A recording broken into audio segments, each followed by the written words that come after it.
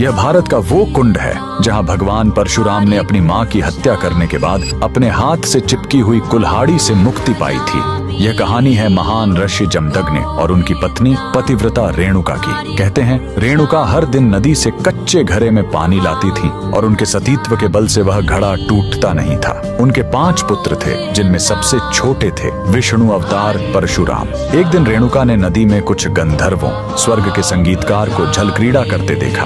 उन्हें देखकर एक पल के लिए उनका मन मोह में पड़ गया और उसी क्षण उनके सतीत्व का बल टूटा और कच्चा घड़ा टूट गया। जब वो आश्रम लौटी तो ऋषि जमदग्नि ने अपने योग्य बल से जान लिया कि उनका मन भटक गया था। वो इतने क्रोधित हुए कि उन्होंने अपने पुत्रों को आज्ञा दी, अपनी माँ का वध कर दो। जब चारों बड़े भाइयों ने मना कर दिया तो क्रोधित पिता ने उन्हें तुरंत पत्थर बन जाने का श्राप दे दिया। इसके बाद परशुराम ने पिता की आज्ञा को अपना धर्म समझा। उन्होंने भारी मन से अपनी कुल्हाड़ी उठाई और अपनी ही माँ का सिर धड़ से अलग कर दिया। उनकी आज्ञाकारिता से प्रसन्न होकर जमदग्नि ने वरदान मांगने को कहा। परशुराम ने तुरंत अपनी माँ को फिर से जीवित करने और साथ ही पत्थर बन चुके अपने चारों भाइयों को भी मुक्त करने का वर मांग लिया। सब फिर से जीवित हो गए, मानो कुछ हुआ ही ना हो। लेकिन कहानी यहीं खत्म नहीं हुई। मात्र हत्या का पाप उस कुल्हाड़ी पर एक दाग की तरह चिपक गया और वो उनके हाथ से अलग ही नहीं हो रही थी। उस पाप से मुक्ति पाने के लिए वह दर दर भटकते रहे, लेकिन कोई भी तीर्थ उस कुल्हाड़ी को छुड़ा नहीं सका।